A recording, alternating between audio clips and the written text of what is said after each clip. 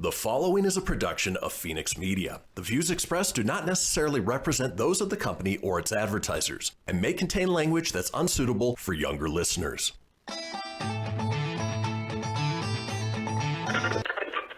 Laugh it up, fuzzball.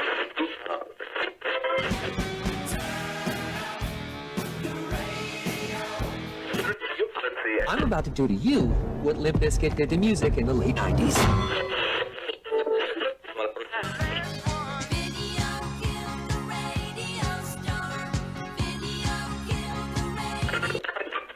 Surely you can't be serious.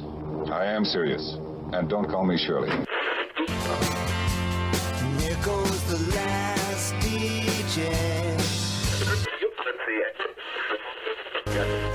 Gentlemen, I wash my hands of this weirdness.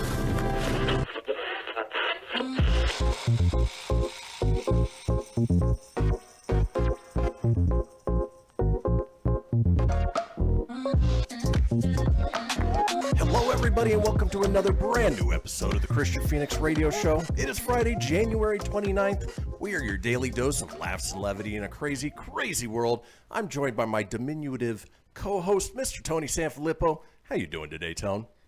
Good, everybody. I just really wanted to say I'm really short, and I'm really happy to be here on this Friday. No, really, I'm not that short, but I look like a little person when it's down that low. But good morning, everybody. It's Friday. Kristian, how the hell you doing, bro? You know, I'm doing good. I am looking outside right now and dreading having to shovel snow. But aside from that, it is the end of the week. It is Friday. I've got a little time on my hands to do said shoveling. Yeah.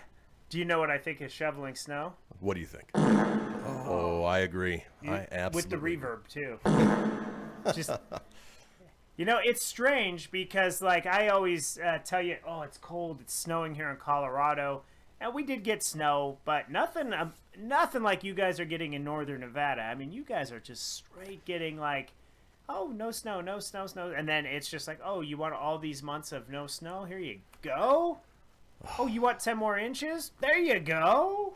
Yeah, in 2 days it dumped an entire winter's worth of snow on us, and I've done more shoveling in the last 2 days than I've done in the last 2 years, and it's not fun, but no, I remember those days of the really, really deep snow that northern Nevada would get as a kid. Used to go up to my knees, and granted, I'm not very tall, so there's like 2 inches of snow. You know, that's a lot. So. Well, folks, let's go ahead and kick things off the way we do each and every day with a question for my co-host. Tony, we know that when you make your way back home to northern Nevada, you go out of your way to get a juicy In-N-Out hamburger because you don't have them in Colorado quite yet. They're almost there. But with that being said, what is the craziest thing you've ever done to get an In-N-Out burger? Back in the day, the craziest thing I probably would have done is drove to Auburn with my friend Jenny Wink. We used to, one day we made a trip over the mountains and we drove to Auburn to go get an In-N-Out burger. And for folks who don't know geographically, that's about an hour to an hour and a half drive just to get a burger. For a hamburger. Yeah. Now, you know, it's kind of equivalent. Now, if I go down to Aurora to go get an In-N-Out burger, that might be the equivalent of Auburn, you know. Right. That's like it's like an hour and a half drive down there, and then you got to wait a couple hours. So, you know, I'm not that adventurous to go down to my closest town, but I was adventurous back in the day to go over the Donner Pass and everything to go get a damn burger. Yeah, definitely when it was harder to find. Luckily, you aren't this guy. Police say a man was arrested after he allegedly threatened a person with a hatchet after his girlfriend cut in front of a car in an In-N-Out drive-thru. According to a probable cause statement, said that on January 17th, a man was sitting at In-N-Out drive-thru when a woman driving a silver BMW cut in front of him. The man then flashed his headlights to get the woman's attention, but she ignored him. Shortly after, another man got out of a truck parked nearby and broke the window of the victim's car and threatened him with a hatchet. After breaking the window, the suspect, identified as Damian Lee Hallett, pointed at the victim with his hand bleeding and told the victim, "It will be your blood next," and left the area. Whoa. All right? Whoa. A witness of the crime was able to provide police with the license plate of the truck and were able to locate the unoccupied truck parked nearby. Officers located a bloody hatchet inside the truck and also observed blood on the outside of the driver's door. Police interviewed Hallett a few days after the incident, in which he told police his girlfriend called him that night to tell him that people were yelling at her in the drive-thru. Hallett also told police that he gave the keys to his truck to a man named Bob so that he could take his girlfriend home. A probable cause statement said that Hallett was unable to provide Bob's last name or contact information. Hallett has been charged with 2 counts of assault and 1 count of criminal mischief, all for an In-N-Out hamburger.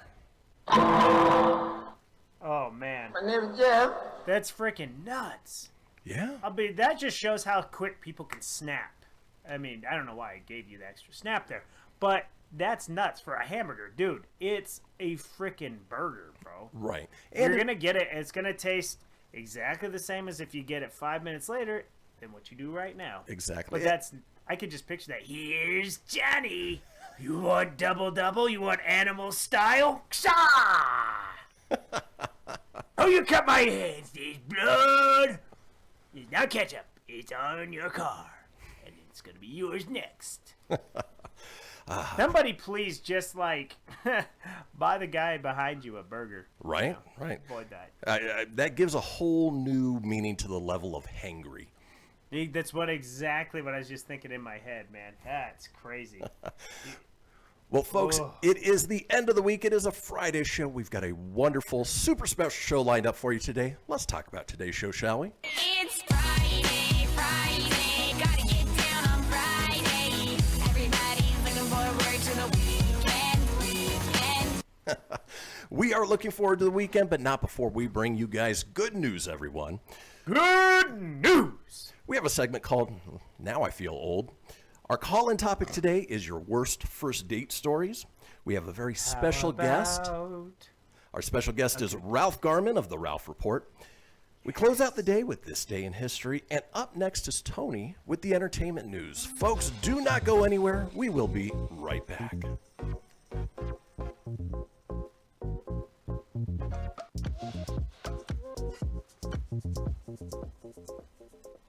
Welcome to Calvin's Barber Shop. You all gotta see this. I don't even want to know what you're looking at on that phone. Well, you should. I was learning about the dangers of high blood pressure and that we need to get ours checked regularly. High blood pressure can increase the risk of heart attack or stroke, but this text program can help keep it at a healthy range. Just text Barbershop to 97779 to sign up. I'll get right on it as soon as I'm done with this baby panda video.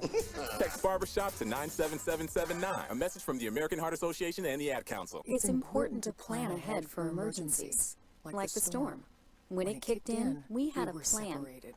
We were able to get in touch with each other in no time. How to find each other. The whole experience was fine. the most frightening 10 hours of my life. If there's one piece of advice I'd offer other moms out there, it's to stay calm and keep to the plan.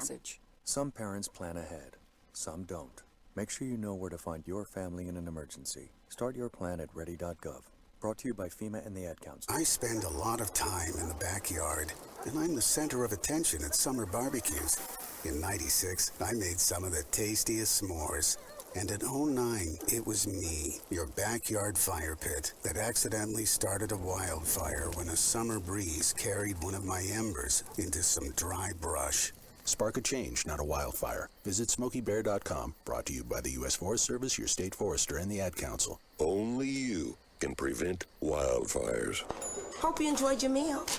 And I just want to say, he's lucky to have a brother like you. Lucky? Caring for my brother is far from easy. But he's a part of me, like my arms and legs, so I'll be his. No time for tired. Nothing can disable this love. He needs me, but I'm the lucky one, even though I need help now and then. If you're caring for a loved one, visit aarp.org/caregiving for care guides and community. Support for your strength. Brought to you by AARP and the Ad Council. What if I told you that a tornado was going to happen tomorrow, right where you live? That it would touch down at exactly 3:17 p.m., and I told you the exact path it would take. You would, of course, prepare. You would talk with your loved ones, and you'd make a plan today. It's true, I can't tell you a tornado will strike tomorrow, but shouldn't you have a plan anyway? Go to ready.gov/communicate and make your emergency plan today. Don't wait. Communicate. Brought to you by FEMA and the Ad Council.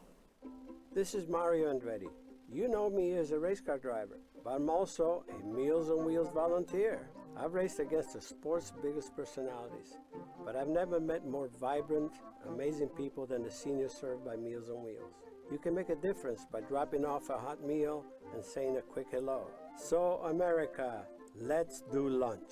Volunteer your lunch break at americaletsdolunch.org. This message brought to you by Meals on Wheels America and the Ad Council. You're listening to Fenix Media. Listen live and explore more great shows at phoenixmedia.us.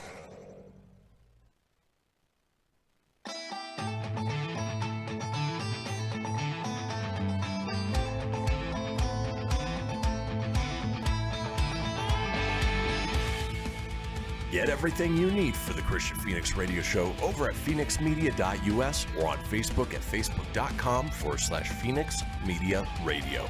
Now back to the show. And we are back, folks. This is the Kristian Fenix Radio Show. It is Friday, January 29th.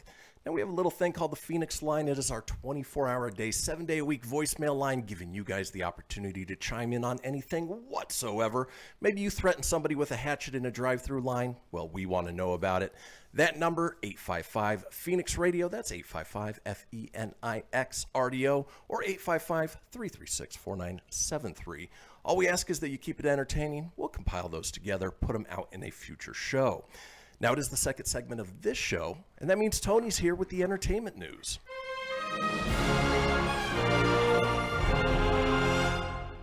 Good morning, everybody. It is Friday, January 29th, and here's your Filippo Fast 5!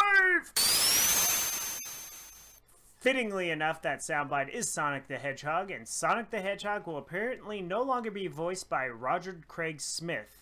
The actor extended his talents to the character for the past decade. Smith tweeted about his departure from the role on Thursday with a tweet that said, "It's been an honor," and included a blue fractured heart. Last evening, Sega confirmed his departure. So, Sonic's gonna get a new voice. Chester Bennington's widow divorced new husband after 1 year of marriage. Who would have thought that would have worked out well? Right. Pamela Anderson quietly married bodyguard Dan Hayhurst on Christmas Eve. And in other news, Pamela Anderson is now divorced. Just kidding. She's married, she's divorced. Can you keep up with that? Who's Pamela Anderson? I don't even know. Now I feel Elvis old. Presley biopic from director Baz Luhrmann is delayed until 2022, and it looks like Tom Hanks is attached to play the King of Rock and Roll. Thank you very much. He's actually playing the Colonel. Oh, I thought he was playing Elvis. No. I was like, yeah, he does everything. He's Woody, he's Elvis, he's an astronaut, he's a castaway. He's Mr. Rogers. Yeah, he's Mr. Rogers. What else is he going to be? The Office is being watched more on the Peacock than it ever was on Netflix. And lastly, the biggest news in football yesterday, Texans quarterback, wow, words are hard for me today. Deshaun Watson has officially requested to be traded. And dear Mr. Watson, I know you don't watch the show, but if there's somebody that knows somebody that has any pull, the Denver Broncos could use a good quarterback. Just saying. Give up a lot for that dude. So anyways, that is your entertainment news. Now let's take a hard turn. AMC Theaters. Just kidding. Just like, your face is probably like, not another theater question. Just poking the bear. I'm gonna hit you with a story you didn't see coming. All right. Yeah. So opening in 2021, Jersey Devil will be the world's tallest, longest, fastest single rail roller coaster. It's definitely not what you thought. Nope. One theme park visitor in Spain lent a lending hand, catching a stranger's lost cell phone while flying on the ride. Better buckle up. It's going to be a wild ride. New Jersey theme park has laid the very last piece of the track for the world's tallest, longest, and fastest single rail roller coaster, beckoning adrenaline junkies to brave the ride later this year.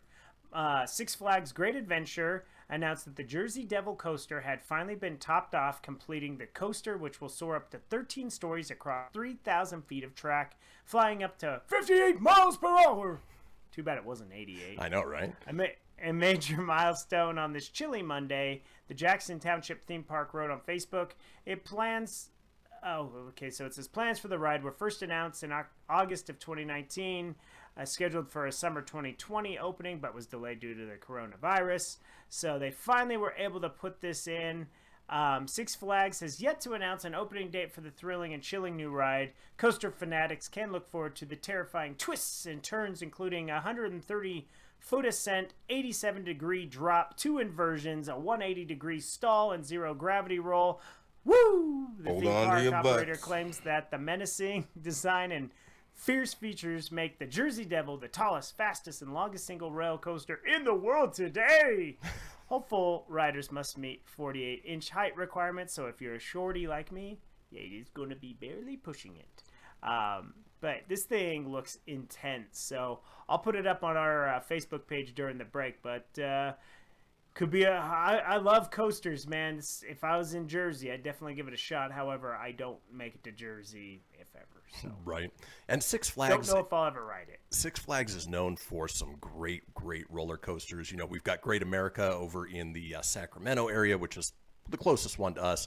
Elitch Gardens, which is where you're at. I don't even know if that's still owned by Six Flags, but not anymore. No, we lost it, so they took everything with them. It's just kind of a hokey dokey theme park that sits in Denver. Yeah, but you don't go for the atmosphere. You definitely go for the roller coasters, which are just so much fun.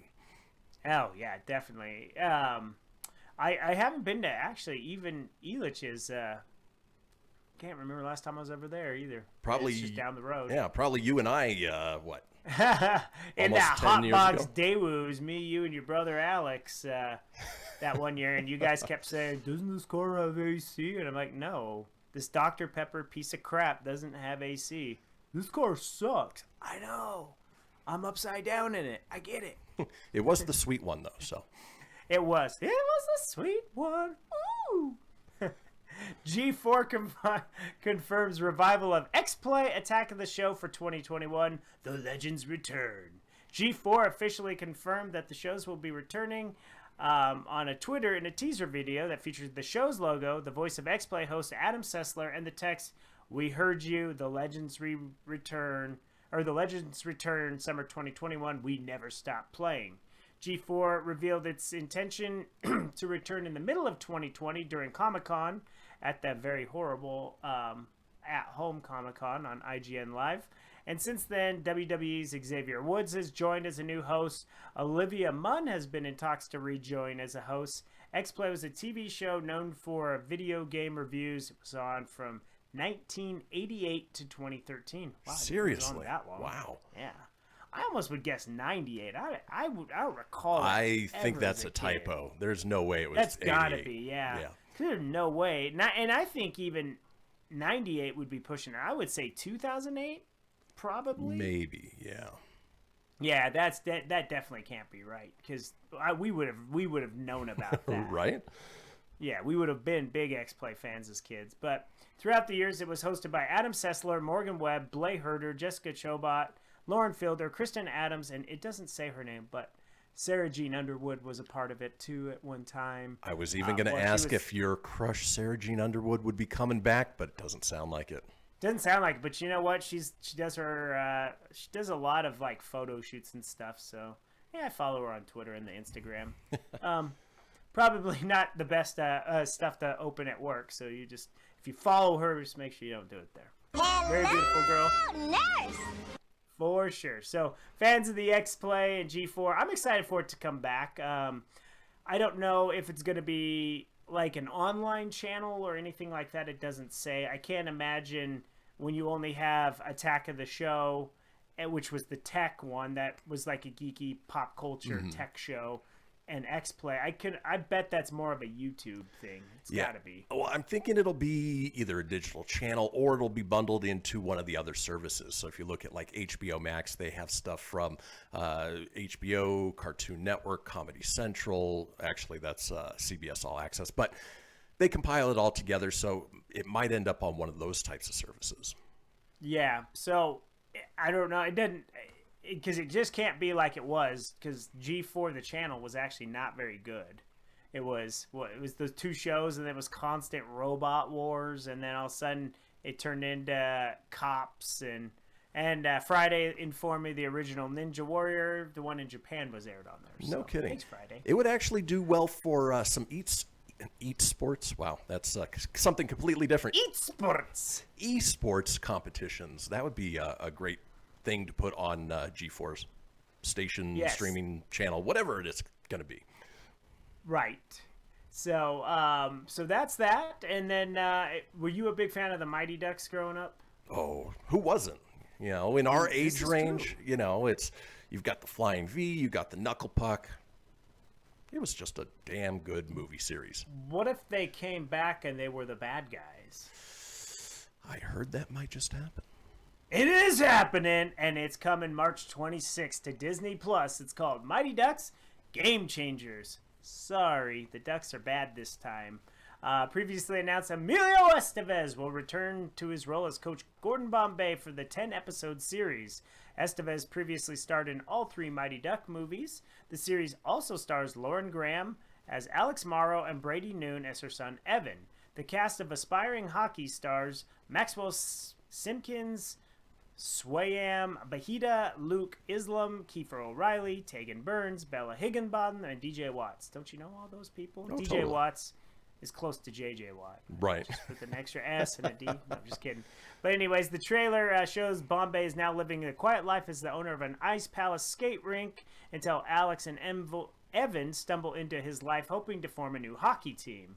Having been cut from the current incarnation of the Ducks, which have become an elite but exclusive teams in the years since Bombay's retirement, Evan hopes to prove hockey is a sport for everyone, regardless of ability or resources. In short, it sounds like the Mighty Ducks series is entering its Friday Night Lights Season 4 phase. Once a duck, always a duck. And after 25 years, he's delighted to put on Coach Bombay's jacket and return to the iconic character in a new chapter.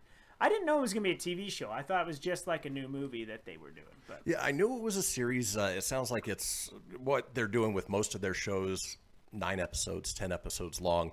Any word if Pacey's coming back? Joshua Jackson? No, it doesn't say anything like that. Okay. So basically looks like the show will be almost like a Force Awakens type reboot for the franchise. All right, fair enough. Kinda incorporate. But they would need Pacey. And that's it. The last story I was going to share, which we're not going to do, but I just got to tell you the headline of it. You can figure it out. But Nelson Aguilar told the Raider teammates they sucked after a Week 16 loss. And then I was going to read about how he went off on the team because I like poking fun at the Raiders when I can. Right. Not that I have much room to speak because the Broncos weren't very good this year. I digress. We don't have G-Man today, so there's not much football chat. But let's roll on to the birthdays. It's my birthday! You get a car, she gets a car, he gets a car. Television host and producer who was named the most influential woman in the world by Time Magazine and hosted The Oprah Winfrey Show. Oprah is 66. Veteran actor who became known to audiences as Richard Burke, Frank Regan, and probably most notably Magnum P.I., but you probably already knew him once I said Richard Burke. Tom Selleck is 75 and still rocking a stash. She played Felicity Shagwell in the second Austin Powers film and played Roller Girl in Boogie Nights. She also appeared in many movies like Anger Management, The Hangover, Judy Moody and the Not Bummer Summer, and License to Drive with Corey Haim and Corey Feldman. That's not on there, but I remember it. She's 50 and still beautiful. Heather Graham. Actress who played Darlene on the Roseanne is also playing in the Super Bowl. Oh, just kidding. She is nominated for an Independent Spirit Award and Best Supporting Actress for her portrayal as Sylvie Cooper in 1992's Poison Ivy. Ooh, I forgot about that movie. Drew Barrymore. Sarah Gilbert or Patrick Mahomes is 45. That's your celebrity birthdays for today, Friday, January 29th. Well, folks, that does it for the entertainment news. When we come back, we take you into the weekend on an up note. It is time for good news, everyone. Don't go anywhere. We'll be right back after these messages. After these messages, we'll be right back.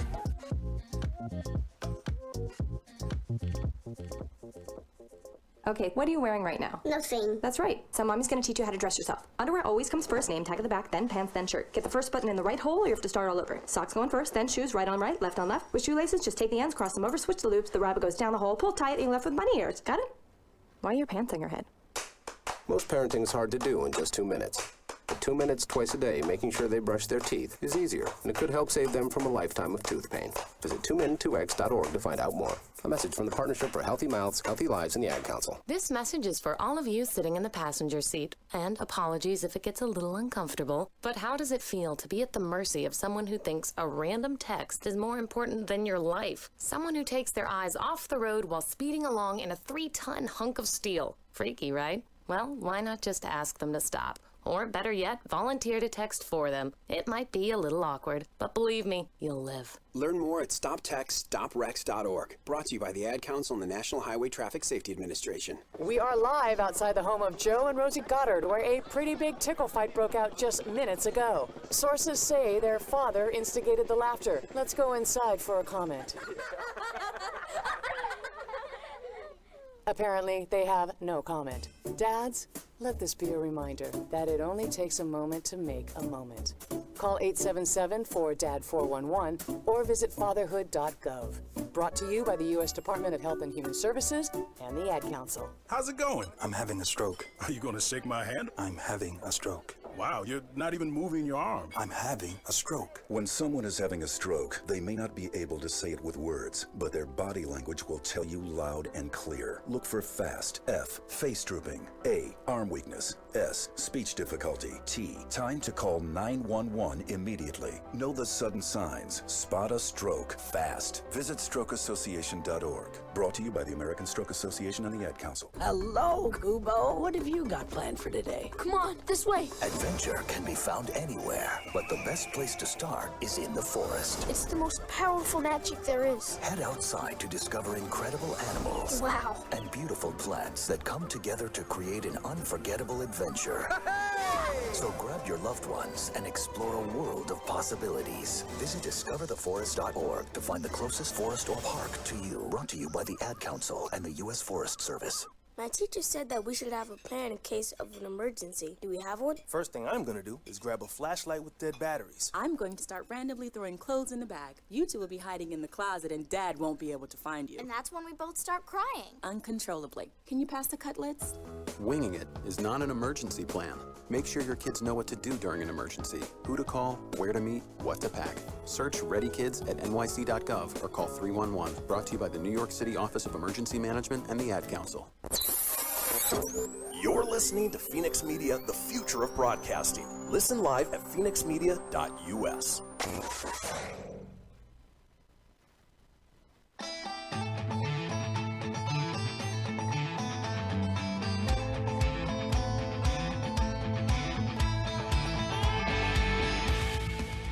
Get everything you need for the Kristian Fenix Radio Show over at phoenixmedia.us or on Facebook at facebook.com/Fenix Media Radio.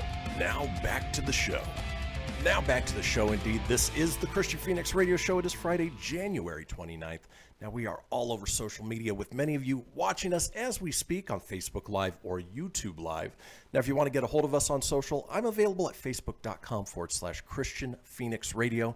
That's Kristian with a K, Fenix with an F, radio, of course, with an R, or on Instagram or Twitter at Fenix Media Radio. Tony's available at facebook.com/Tony.Sanfilippo. That's SANFILIPPO.94, or on Instagram at Tony.Sanfilippo81.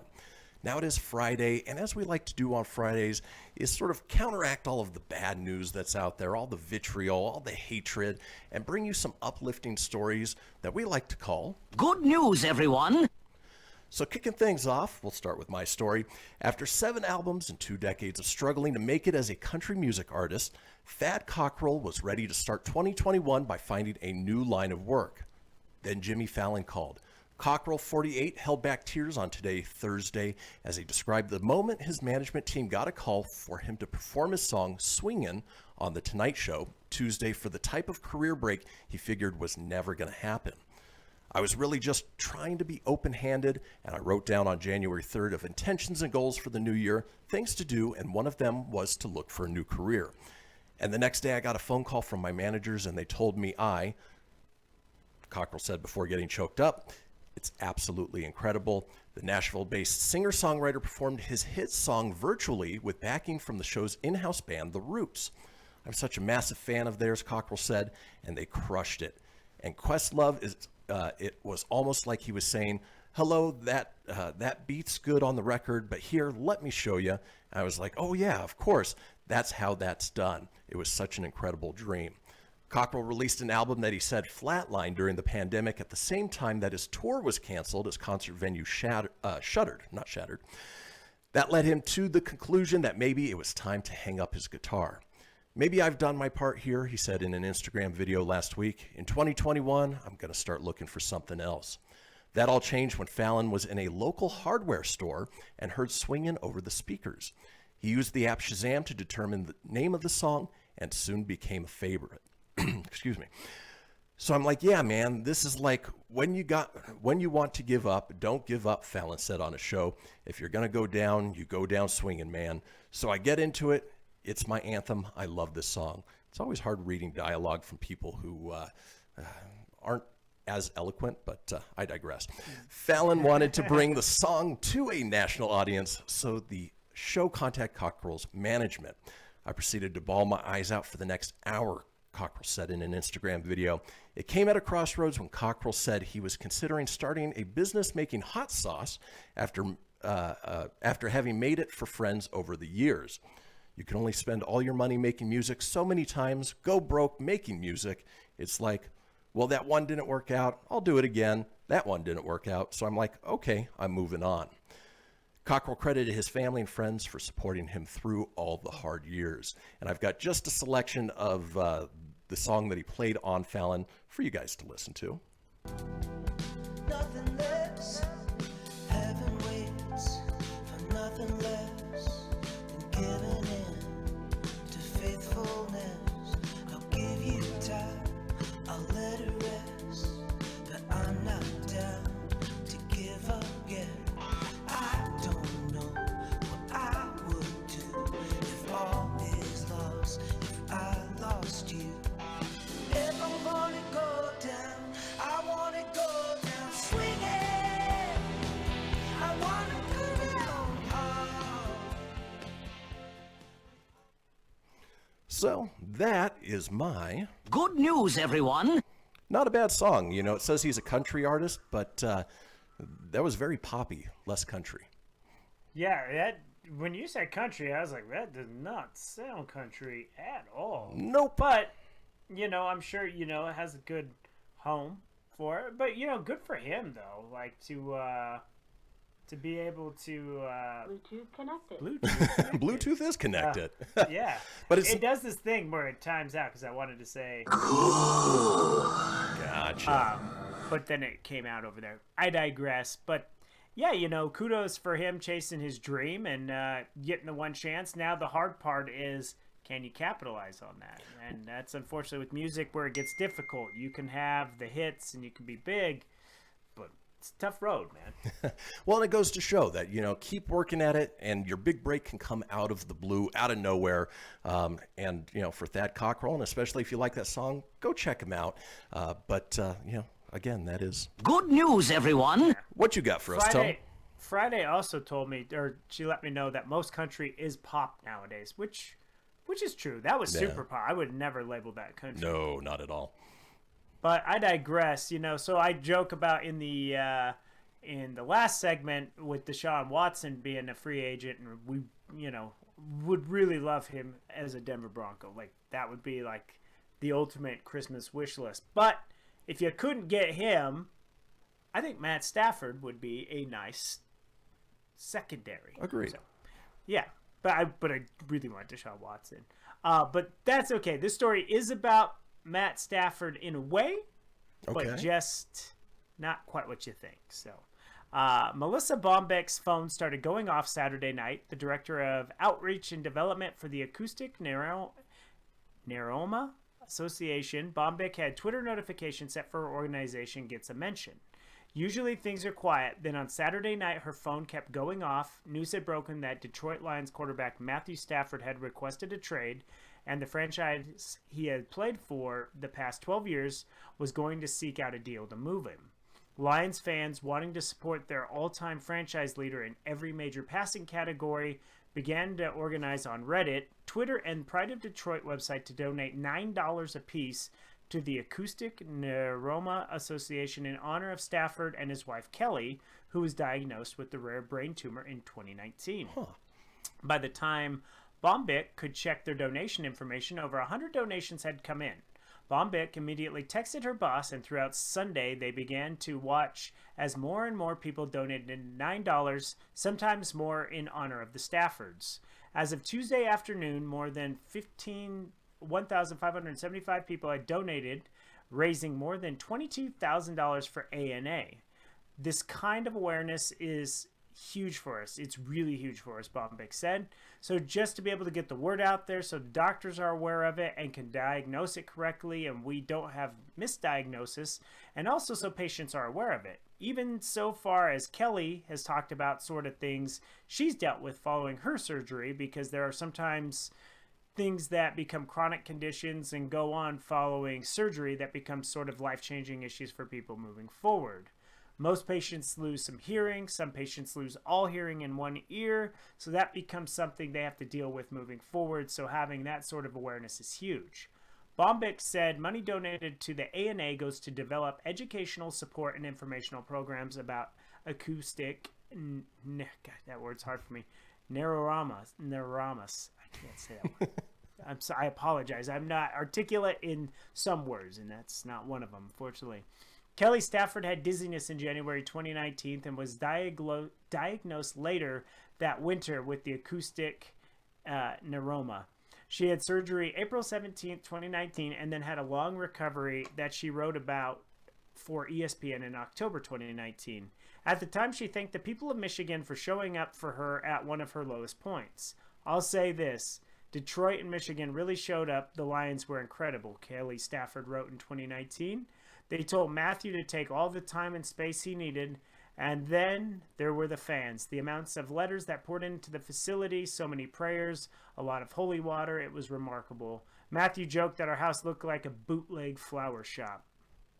Kelly Stafford said the entire experience endeared her to the city and the state more than ever, something she reiterated on Instagram post Monday, addressing that her and Matthew's potential departure.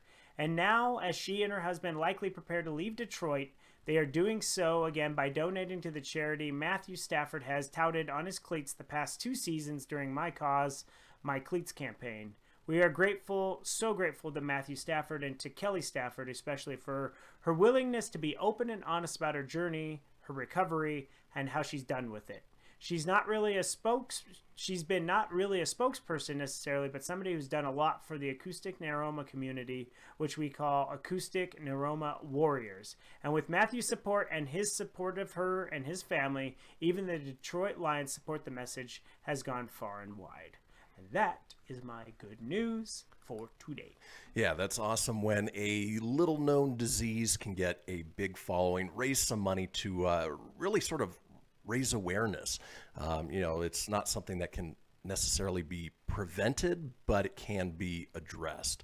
So I'd certainly say that qualifies as good news, everyone. Well, folks, that does it for our Friday segment of Good News, Everyone. When we come back, we have our segment called Now I Feel Old, and you will feel old, trust me. Don't go anywhere. We'll be right back.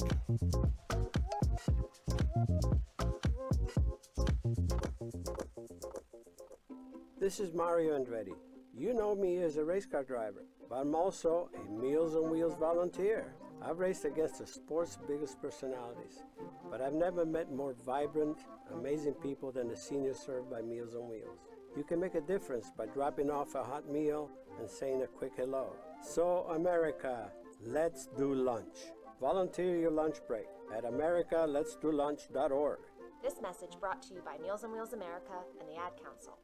People been saying to your friend, get a different face, and posting on their feed, they're super ugly. The things they say to them online are cruel and they're not true. So tell your friend, I'll stand up for you. Don't worry, I know what to do. Know someone being bullied online? You can be a witness and make a difference by letting the world know it isn't cool, and by letting your friend know you care. Learn more at eyewitnessbullying.org, brought to you by the Ad Council. Hope you enjoyed your meal. And I just want to say, he's lucky to have a brother like you. Lucky? Caring for my brother is far from easy. but he's a part of me, like my arms and legs, so I'll be his. No time for tired. Nothing can disable this love. He needs me, but I'm the lucky one, even though I need help now and then. If you're caring for a loved one, visit aarp.org/caregiving for care guides and community. Support for your strength. Brought to you by AARP and the Ad Council. Allison is perfect. I mean, she'd never tell you that. She's humble and perfect. She likes everyone. She even likes her untidy roommate's weird guinea pig. Allison, wait, are you texting and driving? Allison, no. That's the exact opposite of what I was just saying about you. Why, Allison? Why? Texting and driving makes good people look bad. Visit StopTextStopWrecks.org, brought to you by the National Highway Traffic Safety Administration and the Ad Council. I'm Paul George of the Indiana Pacers. When I was 6, my days were spent playing basketball. When I was 6, my dream was to make it to the NBA. When I was 6, my mom had a stroke. So I want you to learn to spot a stroke fast. F-A-S-T. F, face drooping. A, arm weakness. S, speech difficulty. T, time to call 911. I'm Paul George. Spot a stroke fast. Visit strokeassociation.org. Brought to you by the American Stroke Association and the Ad Council. My name is Lola Silvestri, and I'm going to be 95 this year. I was very independent. I fell, and I had to have Meals on Wheels. America, let's do lunch. 1 in 6 seniors faces the threat of hunger, and millions more live in isolation. Drop off a hot meal and say a quick hello. Volunteer for Meals on Wheels by donating your lunch break at americaletsdolunch.org. This message brought to you by Meals on Wheels America and the Ad Council. You're listening to Fenix Media, the future of broadcasting. Explore more great shows at phoenixmedia.us.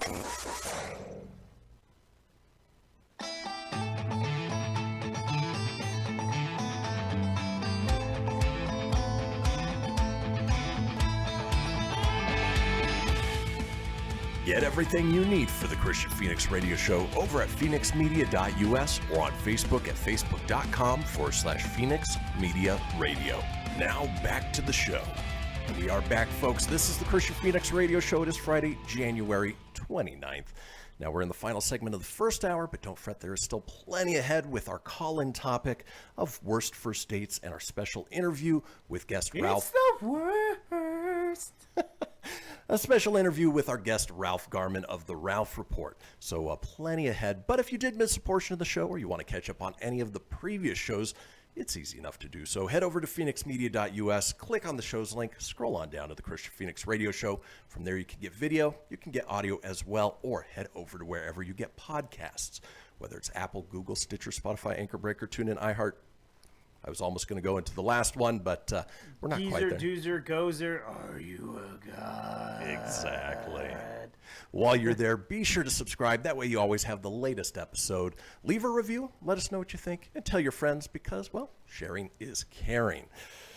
Now, speaking of sharing, I came to the realization that we are in the year 2021, which means people born in the year 2000 are now turning old enough to drink alcohol.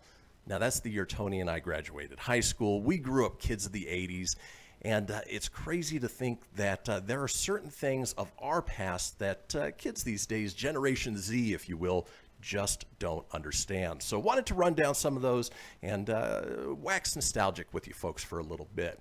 For instance, this first one, it's obviously a a stock photo of an old woman in a walker being helped by a young kid, and there's a little bubble next to the old woman that says, "Netflix used to be coming in the mail."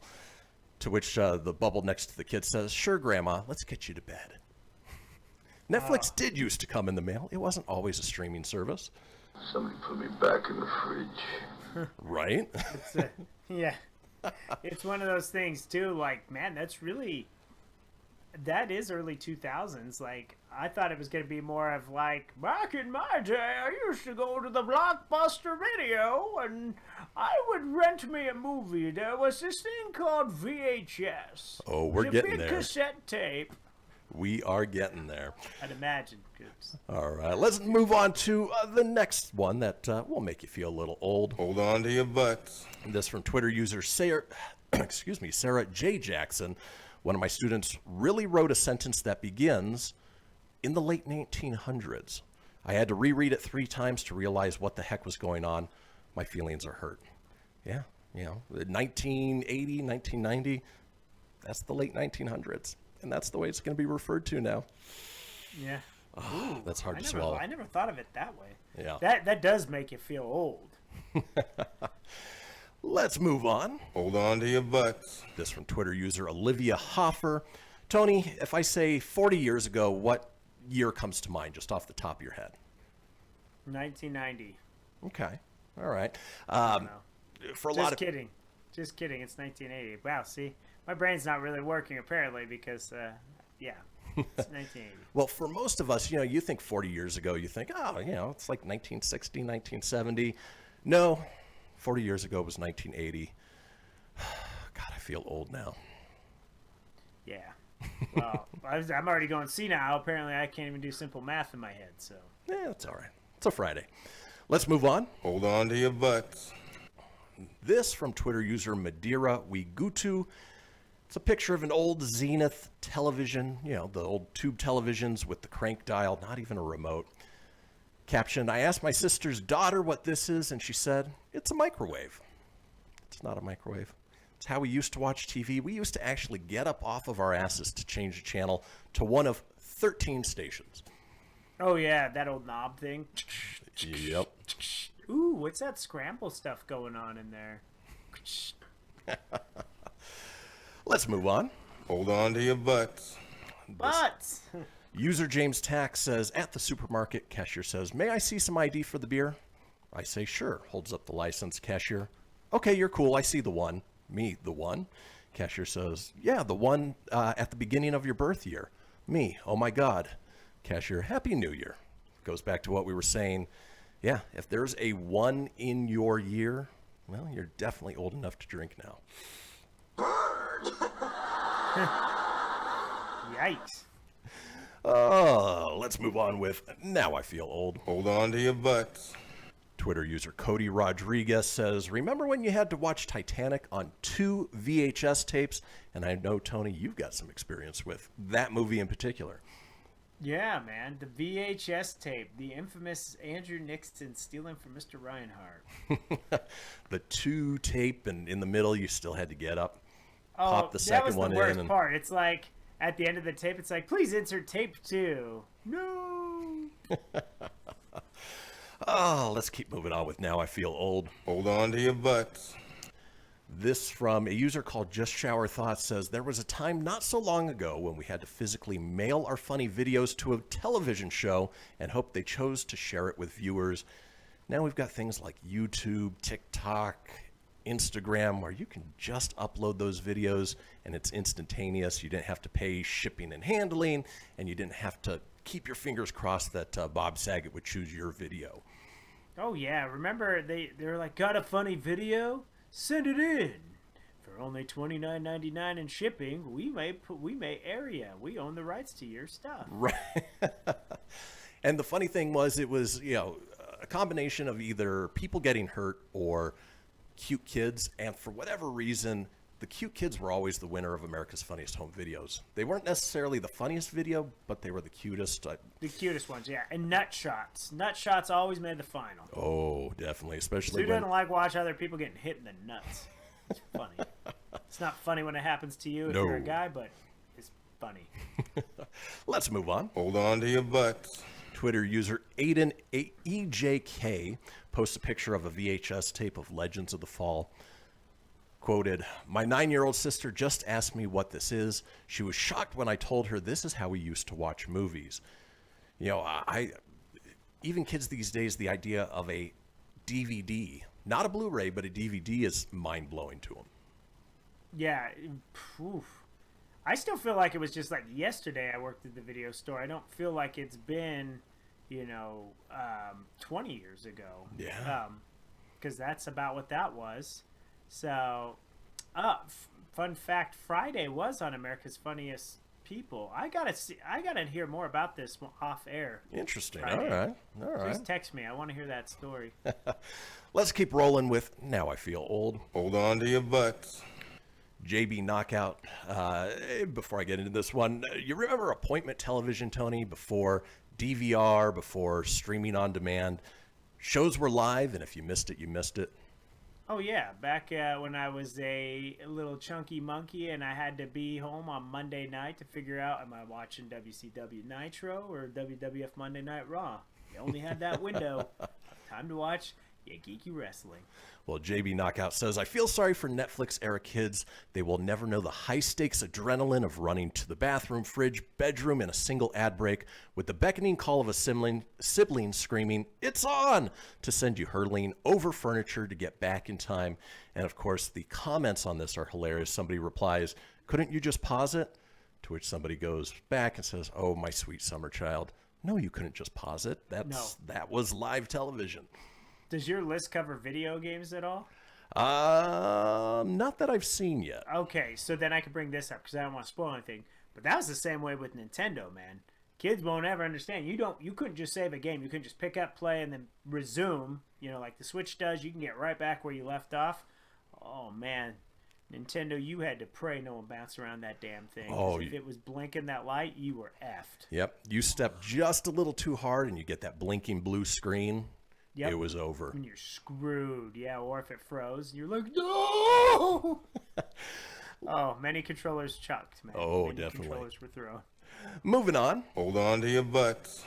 Twitter user Daryl Adams told a group of teens that when I was their age, we had to pay 10 cents per text message, and now they think I'm a liar.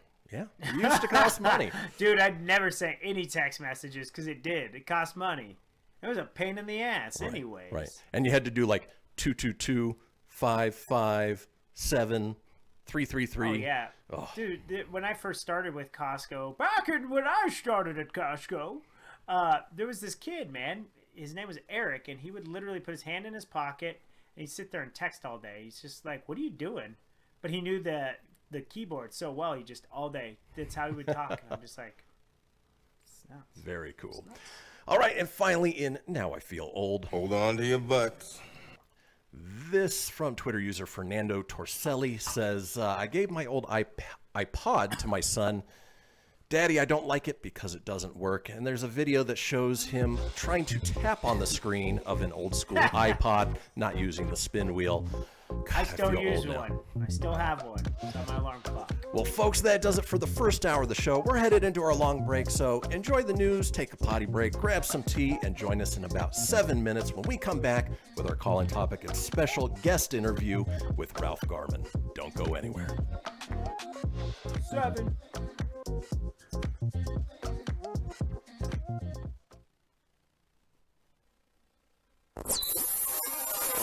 You're listening to Phoenix Media. Listen live and explore more great shows at phoenixmedia.us. Hamilton was adopted from a rescue in 2008. He really likes to be around people. I get out my mat and I'm doing a downward dog and he's underneath. He's quite the pug about town. He gets invited to a lot of parties. He knows he's a pretty big deal. Look at this little face. How could you not love him? Hamilton the Pug, Instagram star and shelter pet. Amazing adoption stories start in shelters. Visit theshelterpetproject.org to find a pet near you. Brought to you by Maddie's Fund, the Humane Society of the United States, and the Ad Council. You make sure his toys don't have any sharp edges. You taught her what to do when the smoke alarm goes off. You do so much to keep your child safe. But are you using the right car seat for your child? Car crashes are a leading killer of children ages 1 to 13. Protect your child's future at every stage of life. For information on the right seat for your child, visit safercar.gov/therightseat. A message from the National Highway Traffic Safety Administration and the Ad Council. So you see, son, good manners are important. Should I go through it again? Yes. Yes, please. Yes, please. Exactly. Always say please, thank you, you're welcome, and excuse me. Sit up straight, hold doors open, don't speak with your mouth full, keep your elbows off the table. Share your things, play nice, and generally treat others the way you'd like to be treated. Got it? Got it. And stop picking your nose. Most parenting's hard to do in just 2 minutes.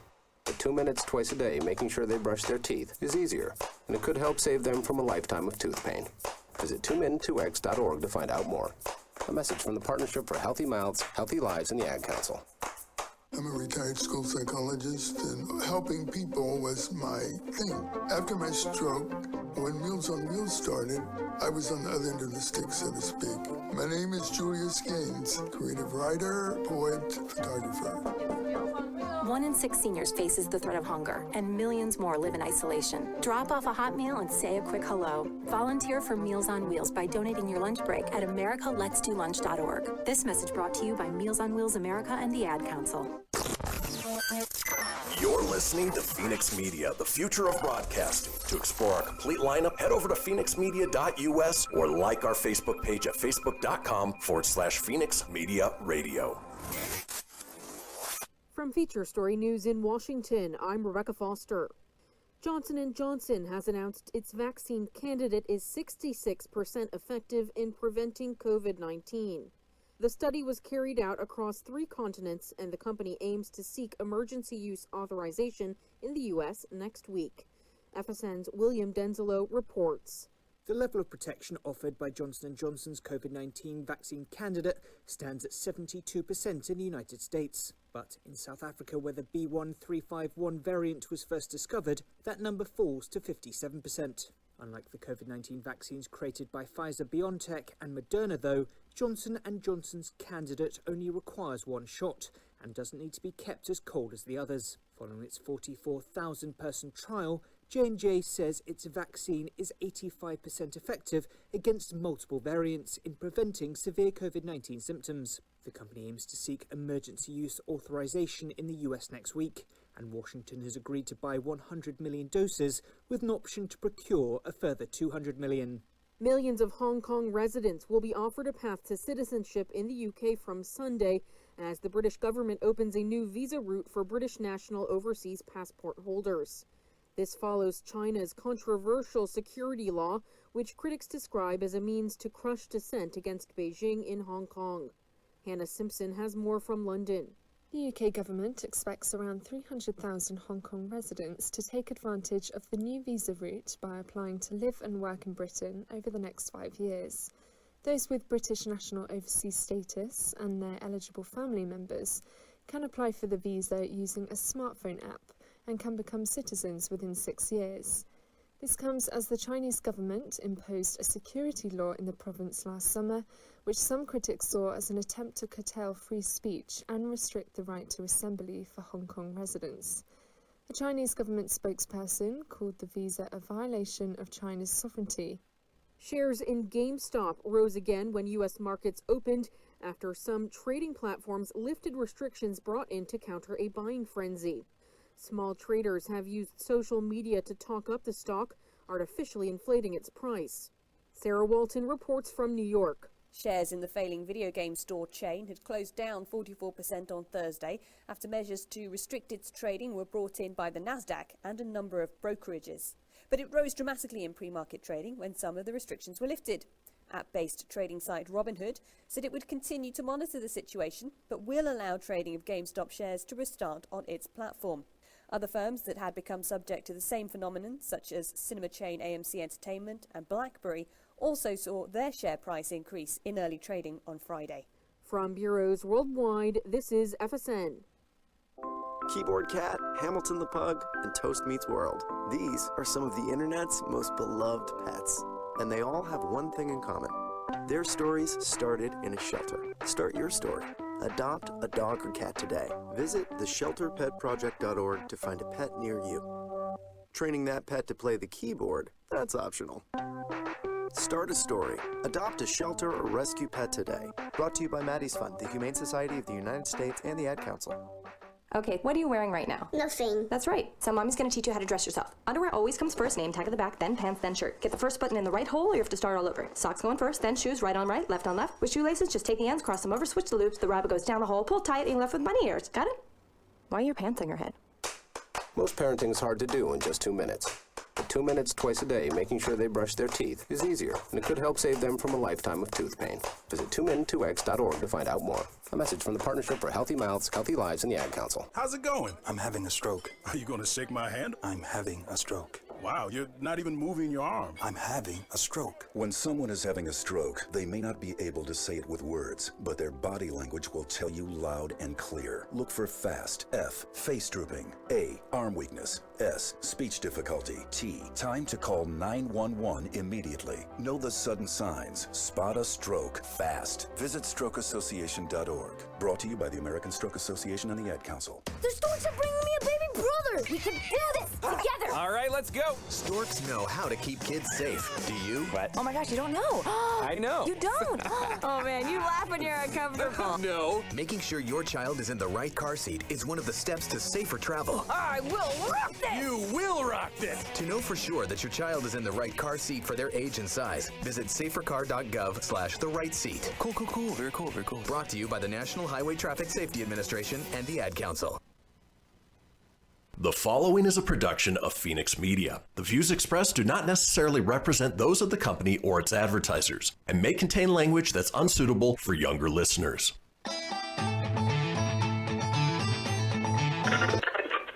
Laugh it up, fuzzball.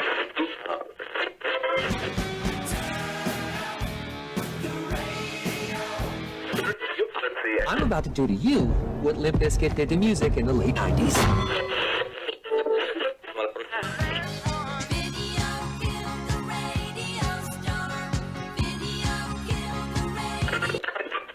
Surely you can't be serious. I am serious. And don't call me Shirley. Here goes the last DJ. Gentlemen, I wash my hands of this weirdness.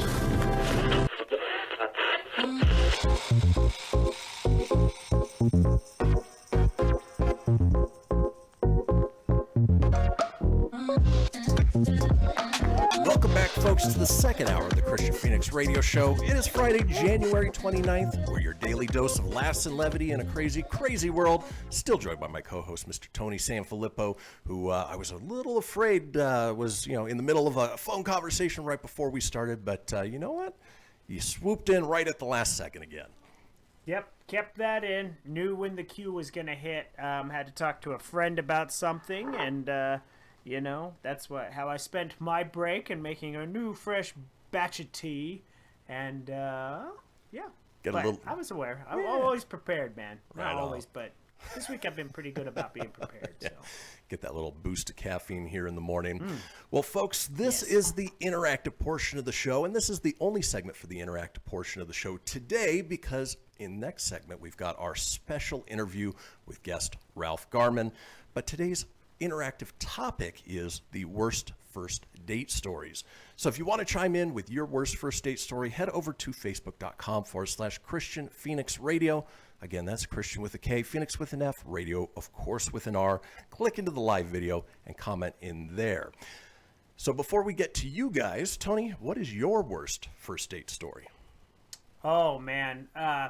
The one that comes to mind, I've been on a lot of first dates, and I know this is a shorter segment today, so I'll stick with just the worst one I've ever had. Just the facts, Jack. Yeah, just the facts. I went on a date with a cop. She was which was awesome. It was someone that wasn't Costco or something related to that. So we went on a date. She used to work for Costco, but then I kind of bashed who I worked for at the time, and turns out they were family friends. So that kind of sent things weird. We went to church. It was fun. And then after church, we went to the Yard House. Now, this is where it becomes a bad date. It was a little awkward because I spoke highly of a GM I had versus the GM we currently had, and she was a fan of the current GM versus the former GM, and so you're at different odds, kind of like politics. And so we get to the Yard House, and she lets loose, it's a date. I asked her out. She went out.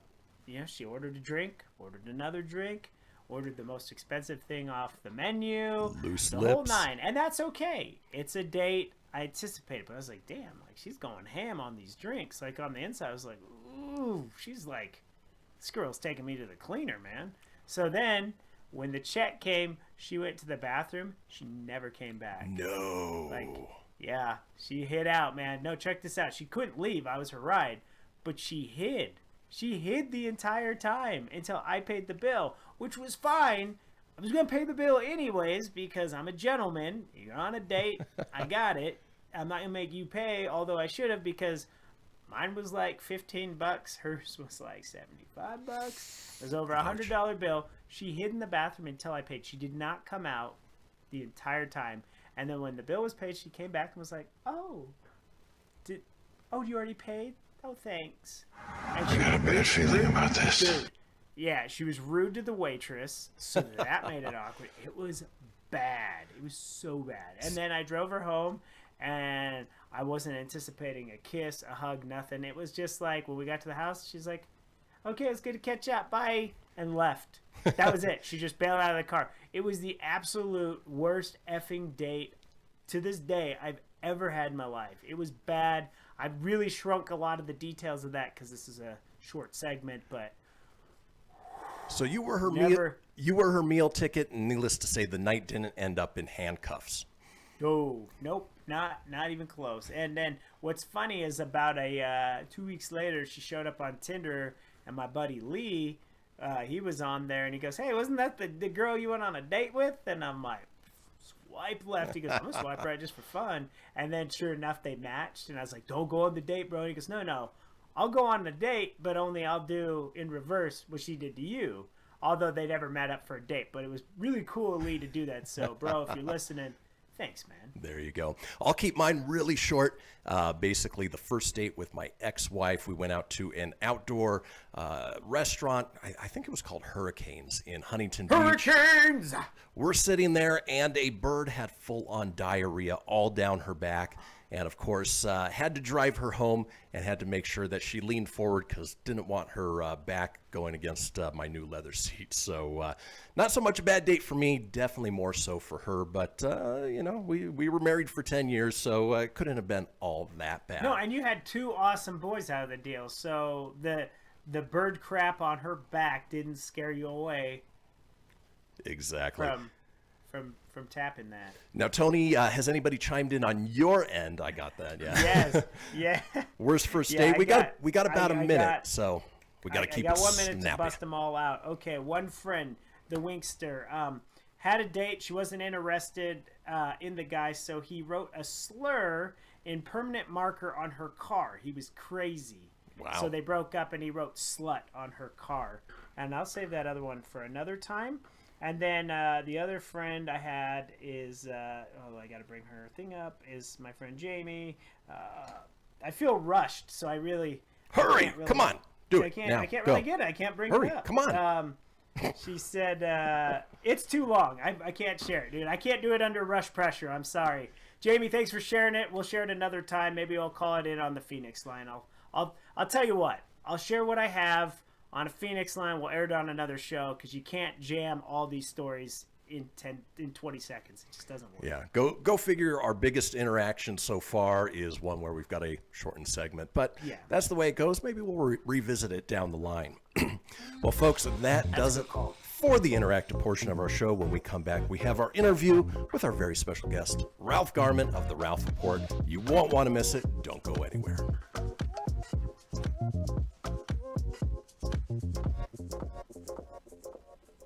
Welcome to Calvin's Barbershop. You all gotta see this. I don't even want to know what you're looking at on that phone. Well, you should. I was learning about the dangers of high blood pressure and that we need to get ours checked regularly. High blood pressure can increase the risk of heart attack or stroke, but this text program can help keep it at a healthy range. Just text Barbershop to 97779 to sign up. I'll get right on it as soon as I'm done with this baby panda video.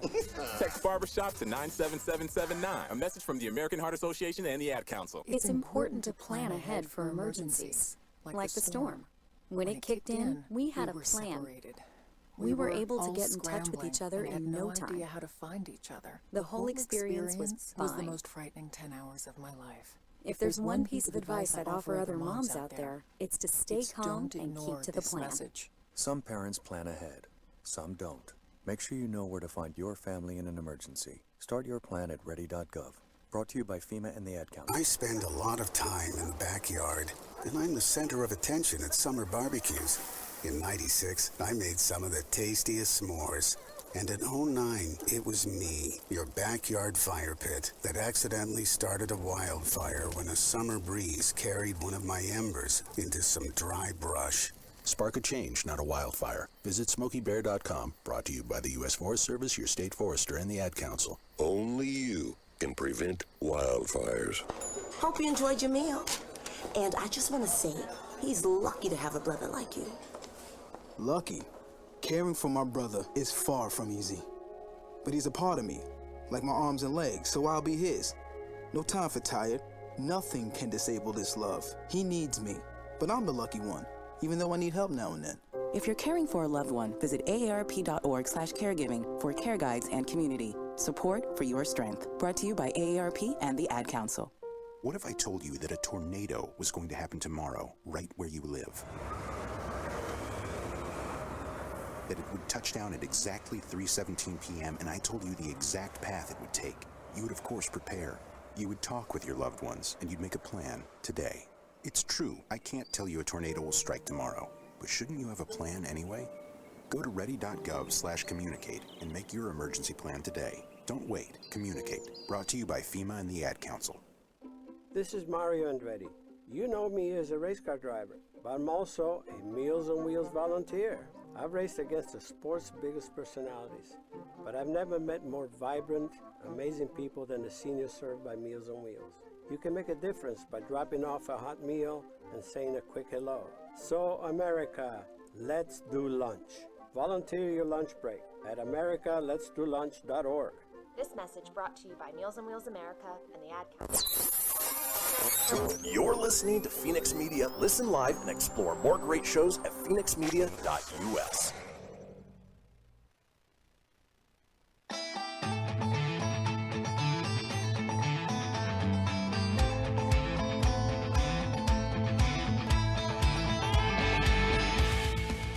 Get everything you need for the Kristian Fenix Radio Show over at phoenixmedia.us or on Facebook at facebook.com/Fenix Media Radio. Now back to the show. And we are back, folks. This is the Kristian Fenix Radio Show. It is Friday, January 29th. Now, we just wrapped up the interactive portion of the show, which usually goes into this segment, but we've got a wonderful interview coming up.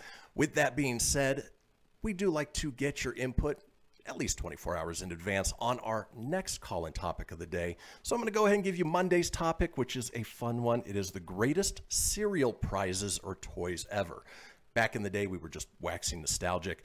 You know, you used to get a box of cereal and it came with kind of a badass toy, or there were things that they were doing then that they don't necessarily do now. And we want to hear from you on what you feel is the best cereal prize ever. Now, the number to call to do that is 855-PHOENIX-RADIO. That's 855-FENIX-RDIO or 855-336-4973 for the alphanumerically impaired. All we ask is that you keep it entertaining. We will compile those together, put them out in a future show. Now, in this segment, I had the honor and the privilege of interviewing a radio personality, voiceover artist, actor, somebody that I've followed for quite some time. His name's Ralph Garman, and he hosts a Patreon podcast called The Ralph Report. And so, without further ado, let's go ahead and play my interview with Mr. Ralph Garman.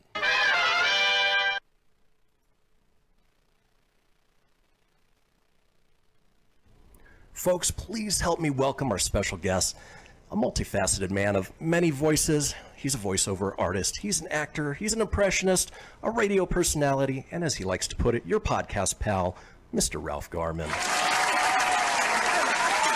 Thank you so much, everyone. The huge studio audience is welcoming you with please sit. Open arms. So, but Ralph, I want to thank you again for jumping on and letting me interview you. I'm sure you're used to being on the other side of the coin, where you're the host, you're the one asking the questions.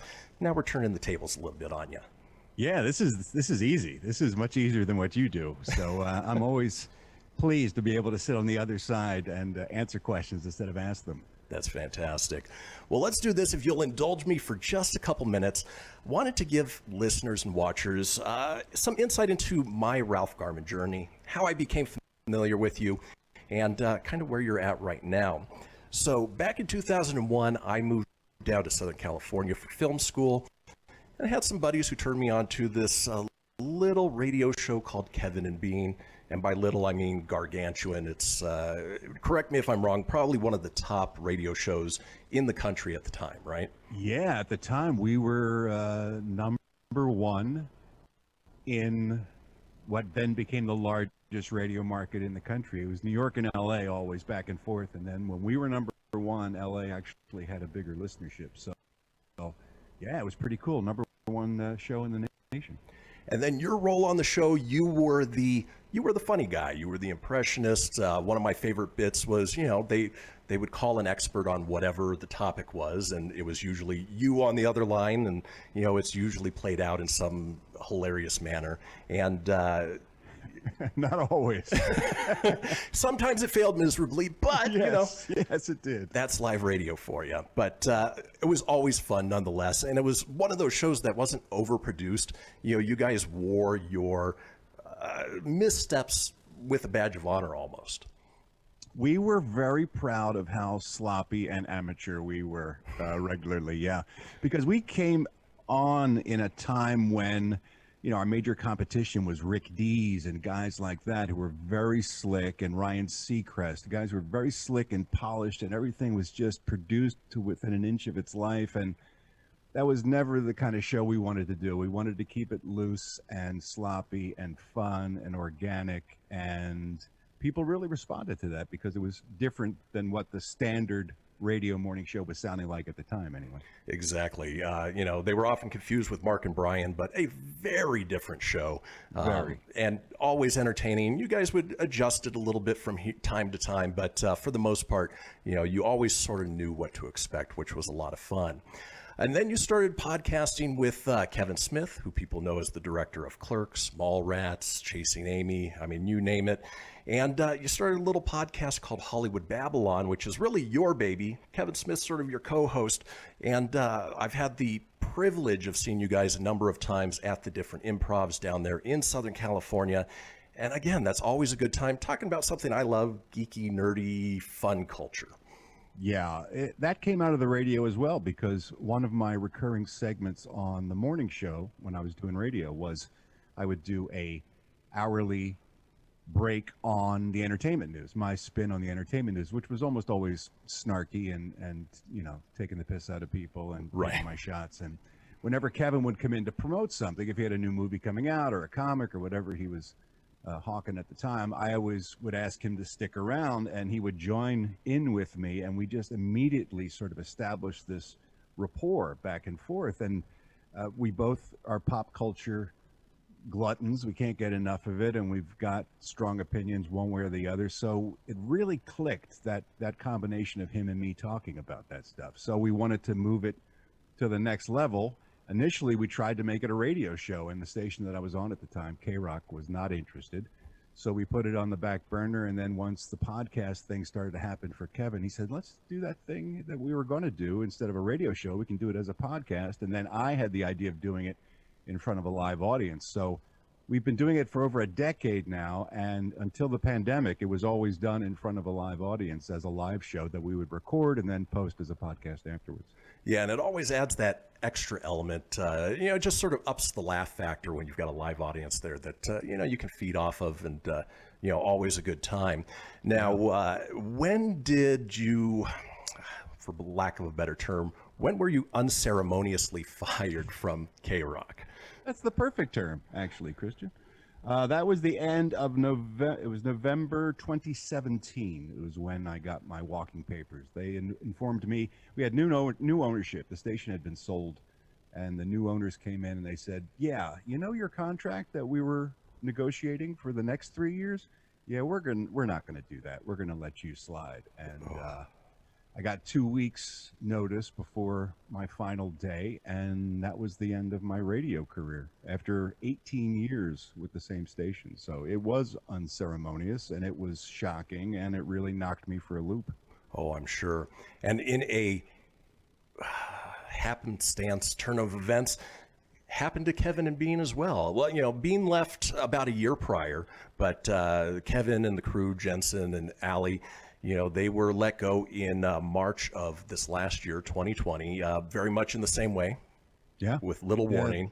And at that point, for me, there was sort of a hole in my morning listening routine. There was nothing there. And as a result, I started this show as sort of an homage to Kevin and Bean. You know, we tout ourselves as your daily dose of laughs and levity because we don't like talking about politics. We don't like talking about religion. We're trying to be the show that takes people's minds off of what's crazy out there in the world. And so started this show, was really enjoying it, but was still missing that, that talk show morning routine as well, until the point that I came across the Ralph Report on Patreon. A great show. I wasn't familiar with Patreon prior to that. It's a great platform, but I quickly realized in putting my show together that it's highly derivative of your show. So we have an entertainment segment. Looking for daily segments, I figured, okay, you know what'd be great is This Day in History. Let's go ahead and do a This Day in History. Sure enough, I started listening to you guys, and, well, you've got a This Day in History segment as well, which, as far as I know, you're phasing out a little bit. You're, more on the Hello Death side of things, just so you're not repeating yourself. But, I found a lot of similarities between what we're trying to produce here to what your show is. And it's fun because there's times in a morning where I will have just done my show, start listening to your show, and all of a sudden you're talking about something that we just talked about. And I enjoy it every morning, every day. And, you've got a wonderful co-host in Eddie Pence, who's a stand-up comedian. Why don't you tell us a little bit about him and Steve Ashton while you're at it as well? Yeah, when I got let go from the radio, I didn't know what the next step was going to be for me. And I had met with some other radio stations, and it wasn't really a good fit. So it was actually Kevin Smith who said to me, look, you've got almost 20 years of goodwill built up with an audience. You don't need a radio station's permission anymore to reach those people. Just do your own thing. And I'd already had a bunch of years of experience with Hollywood Babylon, as you mentioned, doing podcasting. So I wasn't familiar with Patreon either until I started looking into services that were this new sort of format where people could patronize, hence the name Patreon, the artists and the creators that they were fond of, and they could pay them a little something every month, and those creators would, give them directly their content. And so that's how the Ralph Report was born 3 years ago, and it's been a blast. And I knew early on I was going to have to bring on some extra people to talk to and sort of add to the fun element. And Steve Ashton was first. He is a friend of mine from the UK. We get all his stuff from England. He lives there outside of London, and he was the first guy to sign on. He contacted me when he heard the news and said, look, I have a history of radio as well. I've been looking for something creative to do. If you'd like to have me stop by from time to time and do some UK entertainment news or any way you can use me, I volunteer. So he was the first guy who got on board. And then I realized I needed a regular sort of co-host role to fill as well. And Eddie Pence was a comedian that I had known from the Improv, which you mentioned, when I was doing Hollywood Babylon at the comedy clubs. He was a stand-up who would often hang out in the bar, and we would chat after shows and stuff, and I got to know him as a friend. And I said Eddie would be a good fit, I think, for that role, because you need somebody who's funny and smart but likable and is willing to sit back and be in the second chair if you're driving the bus. And he's all those things and more. I didn't know him all that well when he started, and then he's just this fascinating onion of a man. As you peel back these layers, you find out more and more crazy things from him, and it's just been a blast the past couple of years working with him because there's so much content there. And the nice part is he's never unwilling to poke a little fun at himself. It makes for just a great dynamic between the two of you. Yes, we can talk about his swollen prostate, for a week, because he is not shy about sharing his personal details. Right, or what he will and will not eat as well. Exactly, yes. So, Ralph, if you'll hang tight, we're going to go to a commercial break real quick, but when we come back, we've got more with Ralph Garman. Going to turn back the clock a little bit to find about how you got into the radio, and then obviously talk more about the Ralph Report, which is your current project.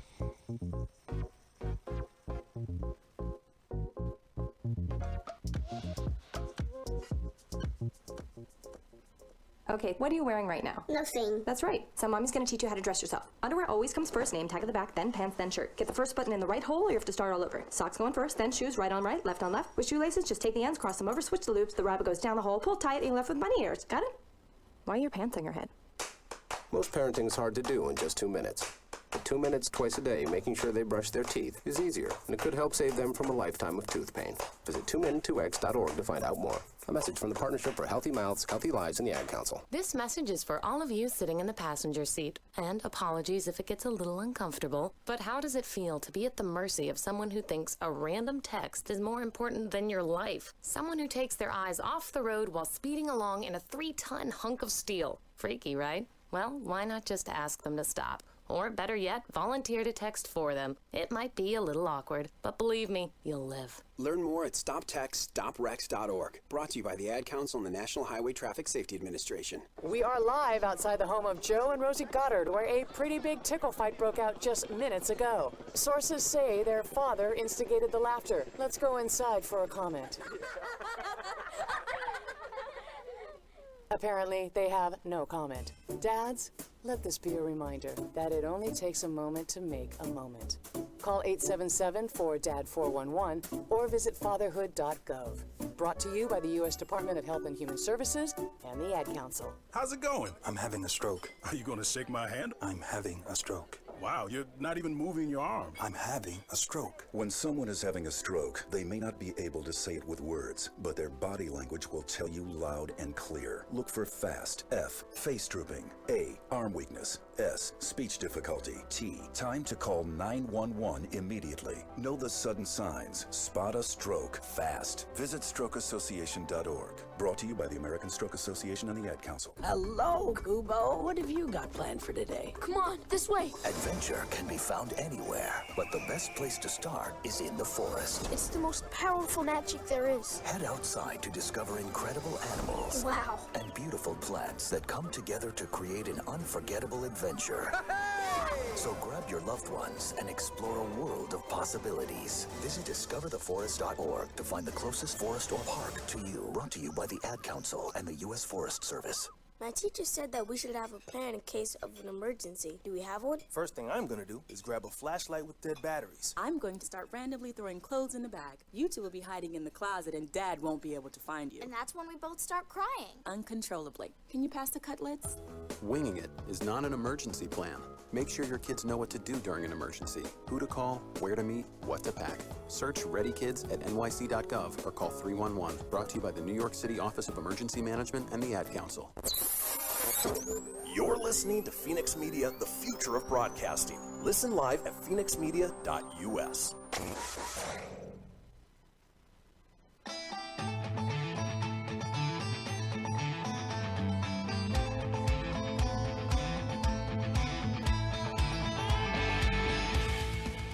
Get everything you need for the Kristian Fenix radio show over at phoenixmedia.us or on Facebook at facebook.com/Fenix Media Radio.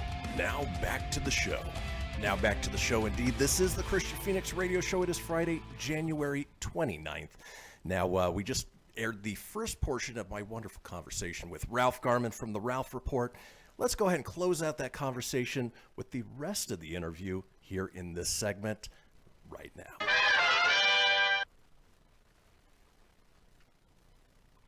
All right, we are back with podcaster, voiceover artist, impressionist, actor. Is there a hat you don't wear, Ralph?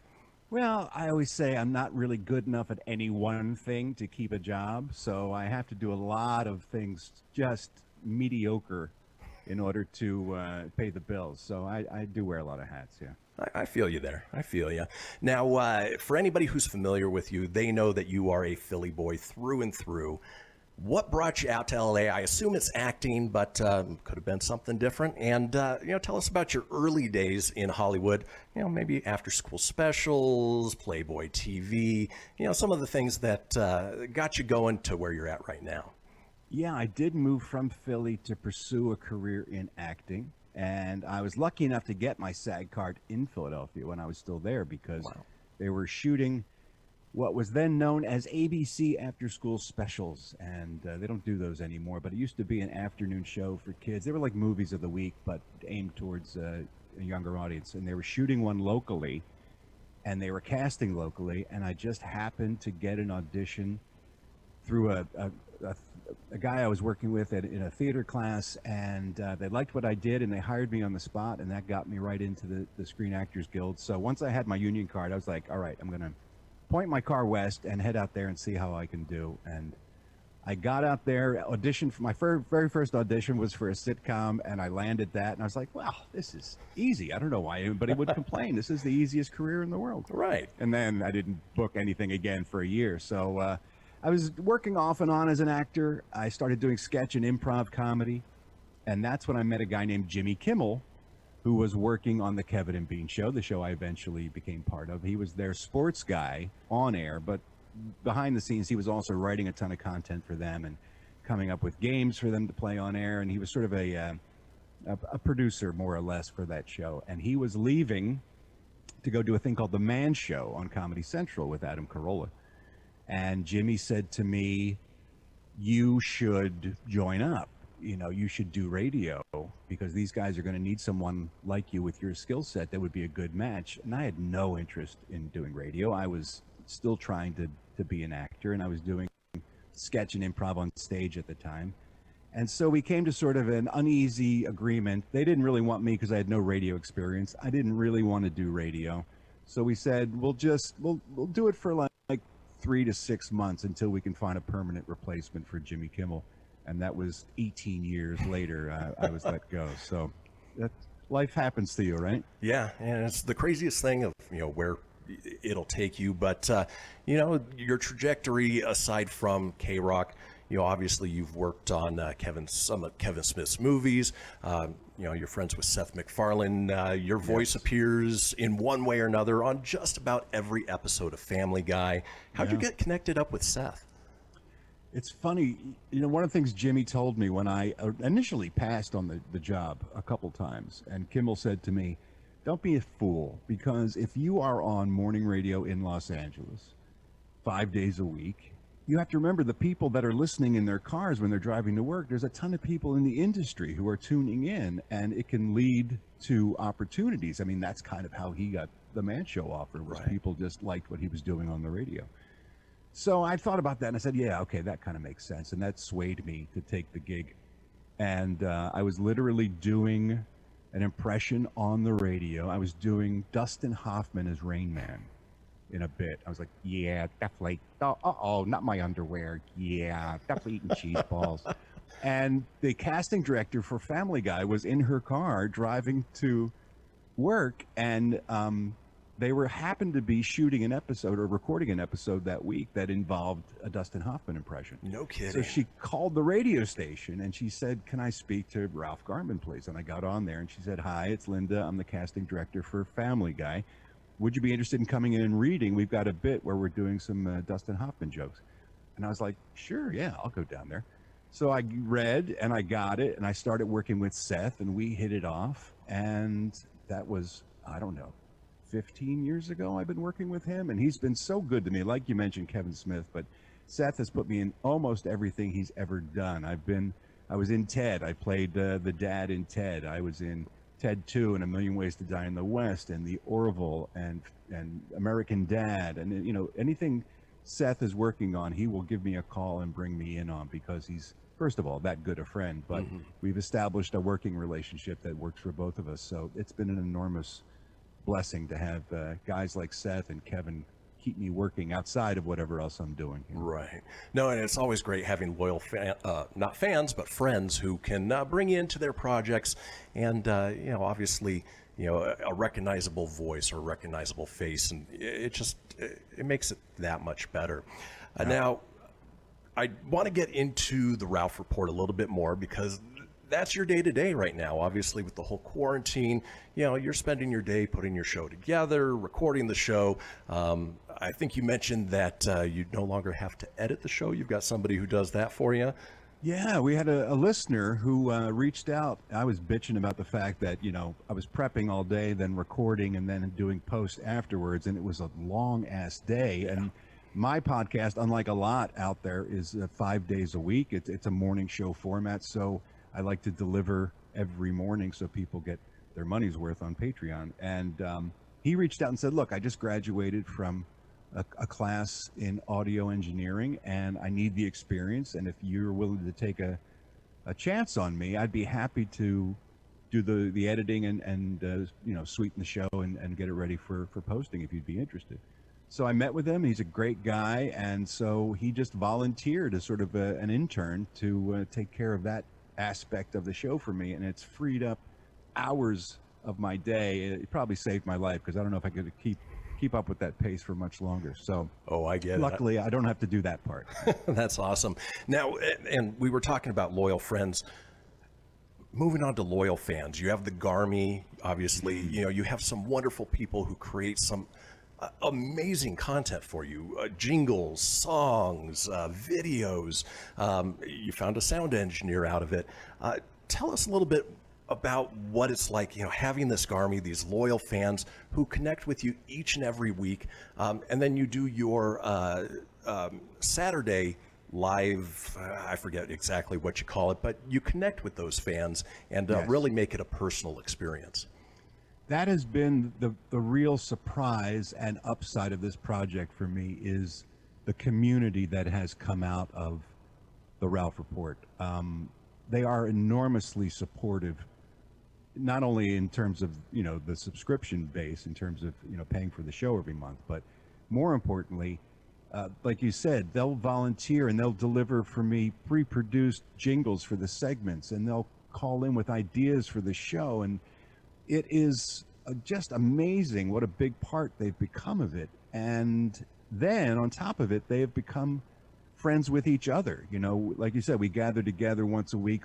We've been doing it since the pandemic. We do a live stream virtual cocktail party on Saturdays so that we can all hang out and do something live, and they're all interacting with each other. And when the show's over, they'll go off to another Zoom call and hang out as a community, and they support each other and they become friends. It's just been this amazing journey over the past 3 years to watch this thing grow into something more than just a show and an audience. It's so interactive. It goes both ways, and then amongst themselves, they've also kind of created these friendships. So it's really been amazing to watch. And it blows my mind. I mean, you've got people who reach out that, they're having struggles in life. Many people are, but some more so than others. And the way that the Garmin steps up and supports them and really takes care of them, it's heartwarming. And it's just amazing to see that sort of loyal fan base for what, all intents and purposes, is a silly show.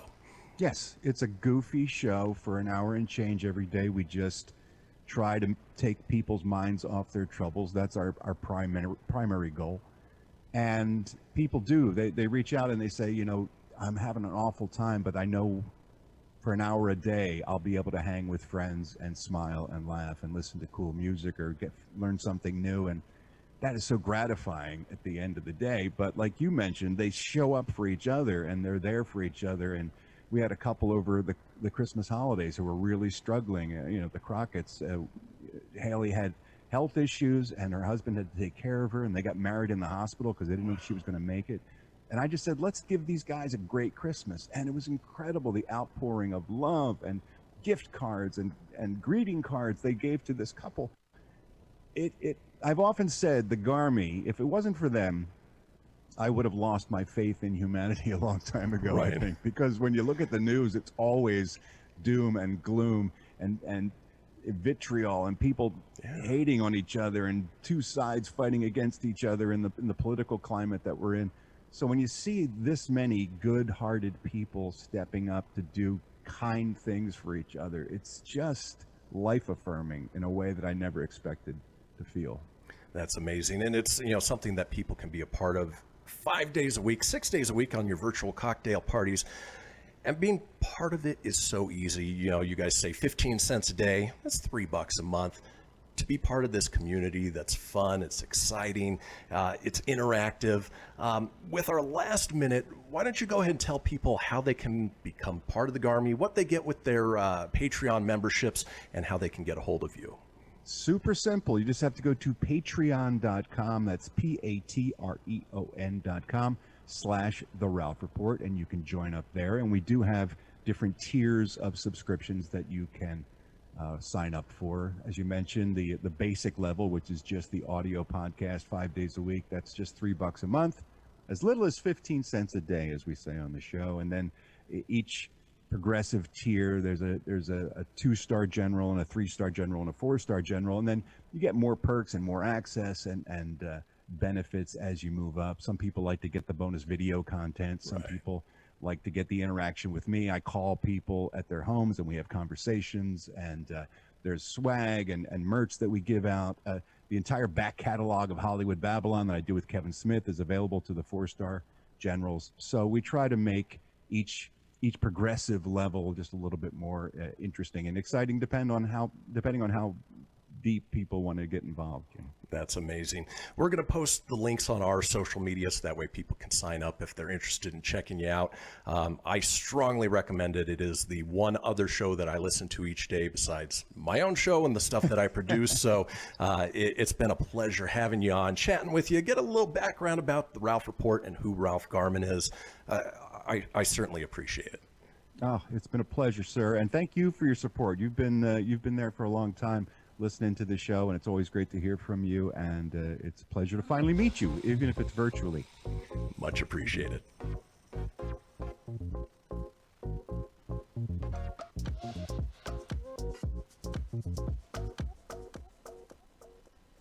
This is Mario Andretti. You know me as a race car driver, but I'm also a Meals on Wheels volunteer.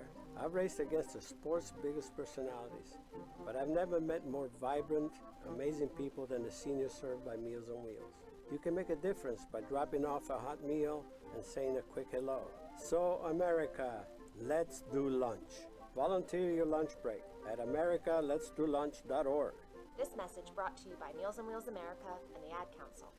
People been saying to your friend, get a different face, and posting on their feed, they're super ugly. The things they say to them online are cruel and they're not true. So tell your friend, I'll stand up for you. Don't worry, I know what to do. Know someone being bullied online? You can be a witness and make a difference by letting the world know it isn't cool, and by letting your friend know you care. Learn more at eyewitnessbullying.org, brought to you by the Ad Council. Hope you enjoyed your meal. And I just want to say, he's lucky to have a brother like you. Lucky? Caring for my brother is far from easy. But he's a part of me, like my arms and legs, so I'll be his. No time for tired. Nothing can disable this love. He needs me, but I'm the lucky one, even though I need help now and then. If you're caring for a loved one, visit aarp.org/caregiving for care guides and community. Support for your strength. Brought to you by AARP and the Ad Council. Allison is perfect. I mean, she'd never tell you that. She's humble and perfect. She likes everyone. She even likes her untidy roommate's weird guinea pig. Allison, wait, are you texting and driving? Allison, no. That's the exact opposite of what I was just saying about you. Why, Allison? Why? Texting and driving makes good people look bad. Visit StopTextStopWrecks.org, brought to you by the National Highway Traffic Safety Administration and the Ad Council. I'm Paul George of the Indiana Pacers. When I was 6, my days were spent playing basketball. When I was 6, my dream was to make it to the NBA. When I was 6, my mom had a stroke. So I want you to learn to spot a stroke fast. F-A-S-T. F, face drooping. A, arm weakness. S, speech difficulty. T, time to call 911. I'm Paul George. Spot a stroke fast. Visit strokeassociation.org. Brought to you by the American Stroke Association and the Ad Council. My name is Lola Silvestri, and I'm going to be 95 this year. I was very independent. I fell, and I had to have Meals on Wheels. America, let's do lunch. 1 in 6 seniors faces the threat of hunger, and millions more live in isolation. Drop off a hot meal and say a quick hello. Volunteer for Meals on Wheels by donating your lunch break at americaletsdolunch.org. This message brought to you by Meals on Wheels America and the Ad Council. You're listening to Fenix Media, the future of broadcasting. Explore more great shows at phoenixmedia.us.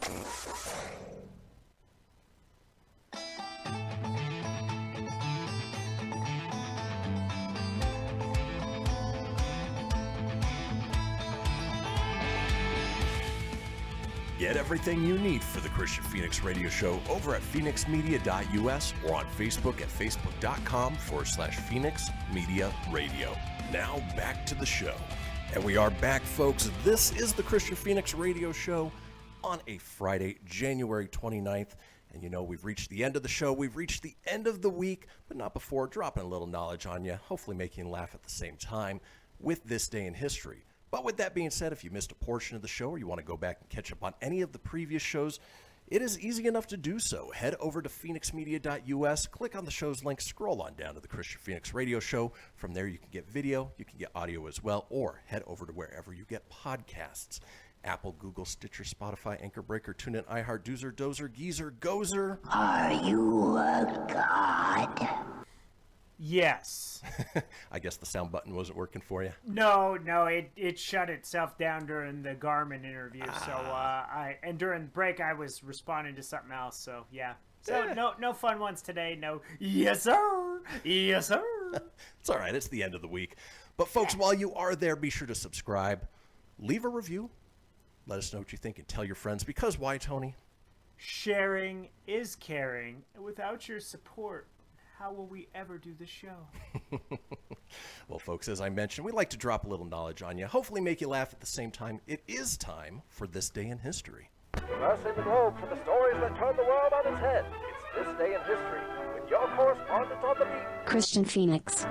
All right, we're going to power through these because we went a little long with the interview, which was awesome, but you know, we do like to drop a few of this day in history before we check out for the day. For instance, this day in 1845, Edgar Allan Poe's poem The Raven is first published in New York City. I didn't realize it was that old. Yeah. Oh, he looks rough too. EAP, man, he looks, and that's his most famous one. He did a lot of poems, but quote the Raven nevermore. Yeah, Telltale Heart was another one that I absolutely loved. Oh, but, yeah, very good, yeah. He definitely looks like a horror icon for sure. Oh, for sure. Let's move on. This day in 1886, Carl Benz patents the Benz patent motor wagon in Karlsruhe, Germany, the world's first automobile with a burning motor. This one holds a special place in my heart. For those of you that don't know, before I got into broadcasting, I was in the automotive industry working for brands like Mercedes-Benz, and my family's worked for Mercedes-Benz for numbers of years, and we always had that privilege of Mercedes, or in this case the Benz patent motor wagon, being the world's first automobile. Yeah. Always awesome. You're the only one I've ever known to own a Benz, and they're always nice. We have one at work right now in the vestibule, and it's a pretty sweet ride. I feel bad that it's sitting in there, but it's a sweet ride. It's all right. Let's move on. This day in 1920, Walt Disney starts work as an artist with KC Slide Company for $40 a week. Good thing he didn't stay in that job. Oh, boy. Time to move on, Walt.